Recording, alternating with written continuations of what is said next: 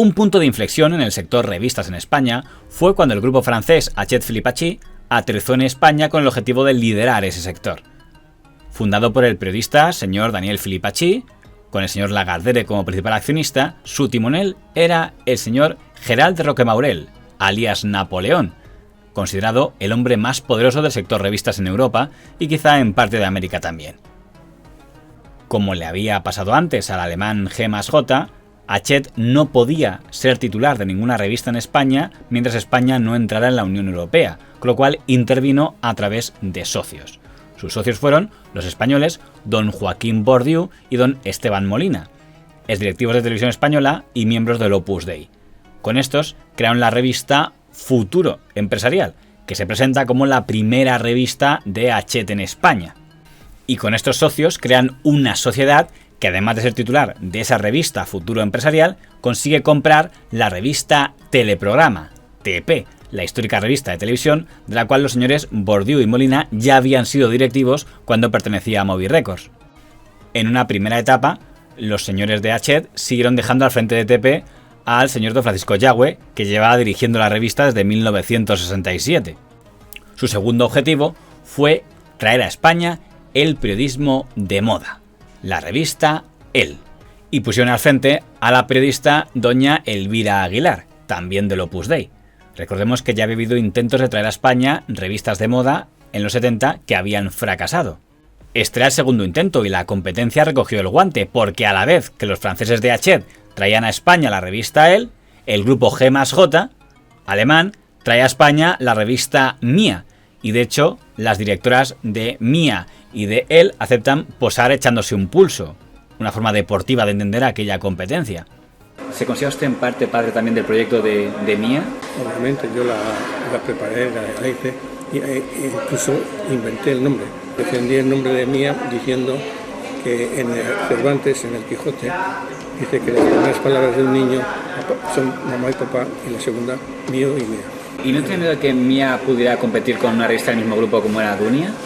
No, eran conceptos muy diferentes. Mía era la revista súper práctica, para una mujer práctica y de hogar, mientras que Dunia no. Dunia, la moda de Dunia era una moda muy vanguardista, muy chica que va a la oficina, mientras que Mía no era una moda para eso. Ese mismo año, don Juan Tomás de Salas entra en la competición y trae a España la marca Marie Claire en su segundo intento. Aunque la auténtica competencia en el sector moda será cuando, al entrar España a la Unión Europea, puedan venir las marcas más internacionales como Vogue o Bazar. La alianza entre el señor Bordiú y los señores de Hachette Filipacchi no duró demasiado, entre otras cosas porque había hasta diferencias morales. Los señores del Opus Dei querían que la revista El mantuviera un tono bastante recatado y puritano, cuando entendían los franceses que la moda tenía que incluir posados de encajes y de sujetadores. Pero también había diferencias empresariales y algo muy importante. Una vez España se integra en la Unión Europea y por tanto una empresa de fuera puede ser titular de revistas en España, era innecesario tener un socio español. Por lo que se llega a un acuerdo de ruptura en 1988 que supone que el señor Bordiú y su grupo se quedan con la revista Futuro Empresarial y mientras que los franceses se quedan con TP y con El.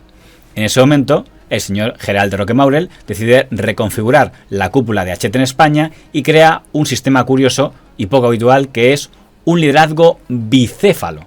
En España, Hachette tendrá dos CEOs, por así decirlo, un CEO empresarial y un CEO editorial, don Faustino González y don Juan Caño.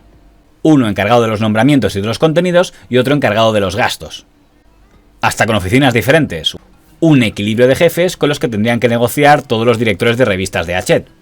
Es una decisión de Gérald de Roquemaurel que copió lo que en Francia se llama cohabitación. Era que el presidente del gobierno puede ser socialista y el primer ministro conservador. Entonces, a mí me dijo Gérald, mira, Juan, yo no quiero darte todo el poder porque te necesito mucho más en la parte creativa.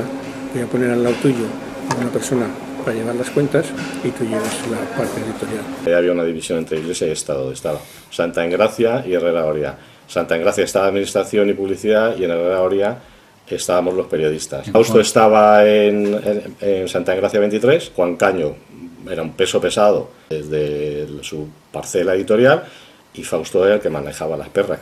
Yo creo que Juan Caño era el creativo, era el periodista, era el profesional del periodismo, ¿no? Y Fausto era el financiero, el económico y bueno, yo en algún momento que las cifras bajaron un poco y tal, pues un poquito de tensión y de estrés, de no, esto no puede ser y tal, o sea, pues me parece que es un binomio que funcionó. El éxito de Hachette en España y esa enorme fuerza creativa y esa solidez también financiera venía de la complementariedad entre esas dos figuras, pero había una persona al frente que era José Aurelio Herreros de Tejada. No me hace. Y era como una especie de árbitro de los... O sea, realmente era una bicefalia por debajo de un consejero delegado. Hachette tuvo un funcionamiento óptimo mientras había ¿cómo decirlo? Equilibrio. Sí, o sea, una persona que hacía un equilibrio entre los dos. Luego el equilibrio fue más complicado. Cuando desapareció el árbitro. Luego, cuando José Aurelio se fue del equilibrio, se pasó a una especie de sistema de compensación, ¿no? En que, pues cuando uno se pasaba de creativo, el otro se pasaba de recorte. El señor don Juan Caño, como director de publicaciones de Hachette, impondría cambios. En el caso de L, el cambio sería despedir a la señora Elvira Aguilar y acabar con el puritanismo en la revista. De hecho, la primera portada de la nueva etapa era muy clara en que ya se había acabado ese tono recatado. Y era, de alguna manera, pues un concepto importado que tenía que ser adaptado a España y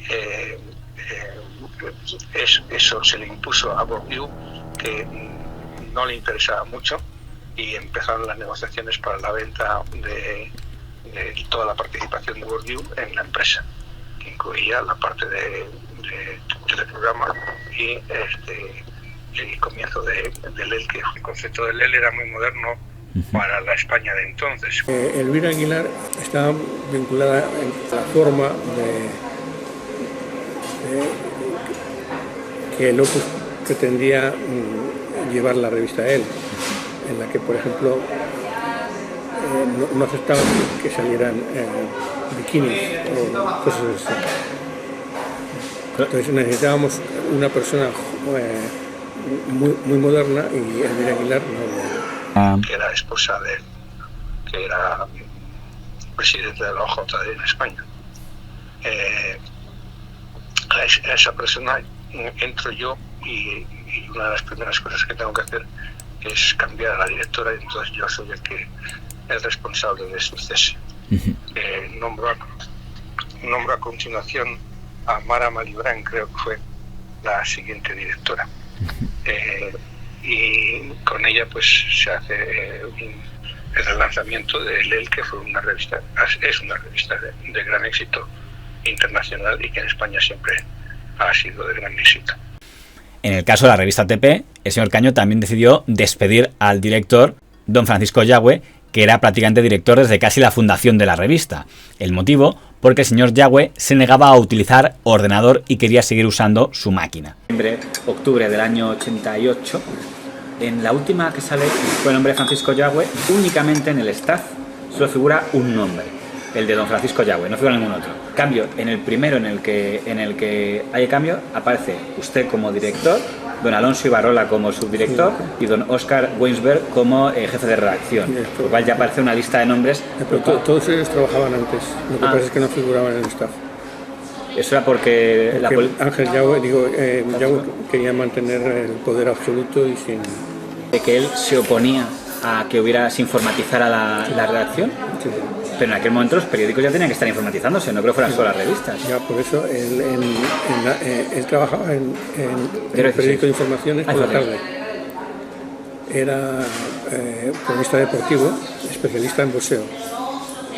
Y en la redacción de informaciones hubo 2 mesas en las que había una máquina de escribir encadenada, porque por la noche se llevaban todas las máquinas de escribir y las reemplazaban por ordenadores para que los periodistas no pudiesen protestar, sino que tuviesen que entrar ya directamente en eso.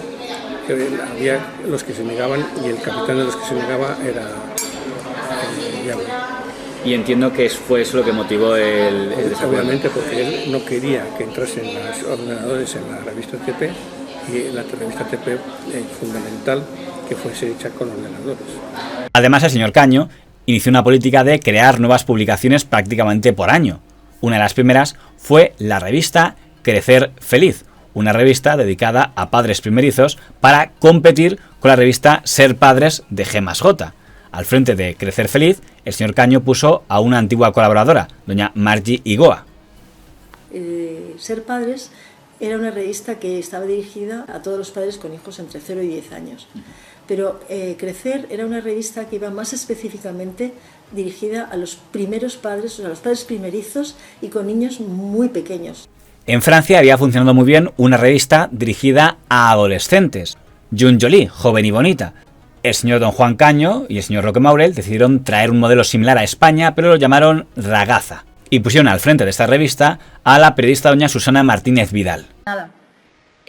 A ver, Ragazza fue un proyecto 100% español y el título salió de que en ese momento, acuérdate que era la era, ¿sabes? Vittorio Luchino, después estaba Roberto Berino, o sea, todo lo italiano sonaba muy bien. Y entonces, bueno, pues como se decidió finalmente, mi propuesta fue que había que hacer una revista que dignificara a las chicas jóvenes y que no las tratara como locas histéricas fans en los conciertos.